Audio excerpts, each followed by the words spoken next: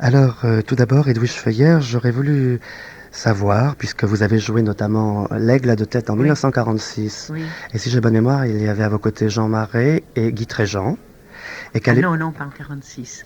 Parce que, d'abord, c'est pour que je vous parle de Cocteau que vous Oui. m'avez. Cocteau a été un des premiers qui a cru en moi. Hmm. Et il est venu me proposer, tout à fait au début de ma carrière, de jouer un rôle dans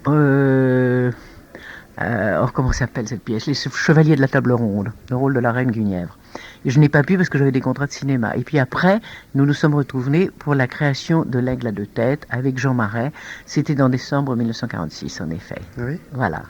Et il y Et avait Guy Tréjean, je crois, dans un non, rôle, non, non? Guy Tréjean a joué longtemps après, quand Ah nous bon? avons fait la reprise au théâtre, qui s'appelait alors Théâtre Sarah-Bernard, qui est maintenant le Oui. Théâtre de la Ville. Oui. Et Guy Tréjean jouait le comte de Feune, qui est l'horrible traître, enfin, et qui complote contre la reine. Ce fut un triomphe, là, en Oui, à la création, 1946. oui, à la création, ça a été une immense. Vous savez, c'était la guerre était, l'occupation était terminée, on était enfin libérés. Il y avait dans cette pièce une sorte de climat, de beauté, parce que tout était très beau.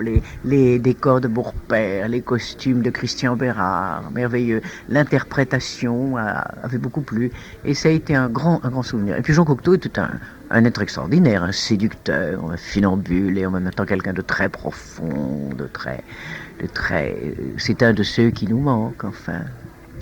À ce propos, j'aurais voulu savoir votre point de vue, notamment donc sur l'homme de théâtre, puisque récemment, Mathieu Gallet a dit le théâtre, c'est la faiblesse de Jean Cocteau, en quelque sorte. Il connaît très intimement les acteurs pour ne pas écrire pour eux au lieu d'écrire pour lui.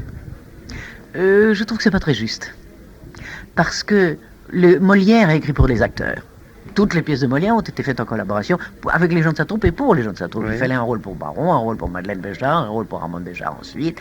Et puis, beaucoup d'auteurs. Shakespeare écrivait pour les acteurs. Les plus grands ont fait cela. Donc, c'est pas du tout. Je trouve que c'est minimiser le talent de Jean Cocteau, de lui reprocher d'avoir écrit pour Yvonne Debray, pour Jean Marais, pour moi, qui après tout étions des acteurs d'une certaine qualité.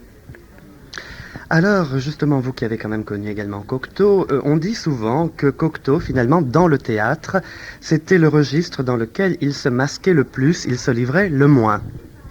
Il y a des choses qui sont tout à fait de lui, parce que dans L'Aigle à deux têtes, notamment, il fait dire à la reine, trop, c'est juste assez pour moi.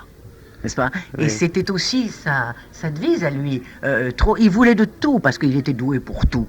C'était un mondain éblouissant, c'était un peintre de talent, il a été un cinéaste très remarquable. Oui. Et puis il a joué un rôle de novateur au cinéma. Le sang d'un poète, le C'est chien ça. andalou, toutes ces choses auxquelles il a participé. Oui. Et ensuite le testament d'Orphée. Enfin, il a été. On a été très injuste. Vous savez, il a beaucoup souffert. Oui, Dans oui. mon premier livre, j'ai écrit là-dessus. Il m'a écrit une lettre de Suède. Un jour, il était en Suède, il m'a écrit une lettre merveilleuse en disant cette époque où tout est abîmé.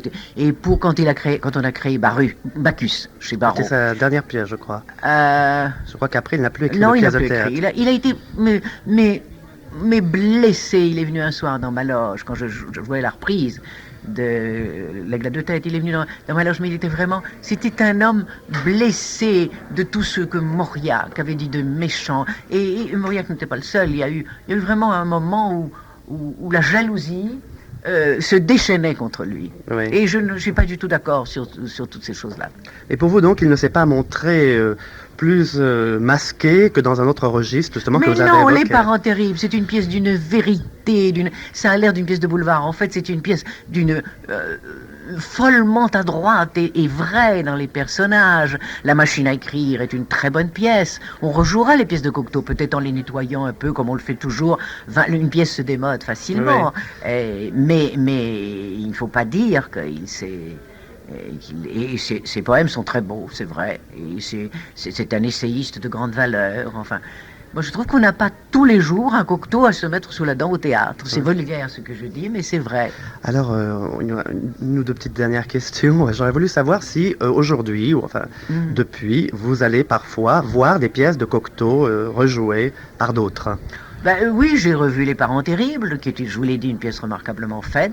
L'Aigle à deux têtes a été rejoué après moi par René Faure en tournée parce que je ne pouvais pas faire la tournée, et puis beaucoup plus tard par Geneviève Page. Mais la reprise n'a pas marché. Oui, mais alors à ce propos, Oui. on dit souvent, je cite des critiques, qui disent que les gens qui remettent Cocteau en scène sont toujours très prudents, le répètent, essaient de recréer la même représentation d'antan, Oui. très pieusement, je me souviens de cette expression, et qu'ils ne le font donc sans radicale nouveauté. Contemporanéité. Donc, dépoussiérage, on avait pour employer l'expression. Non.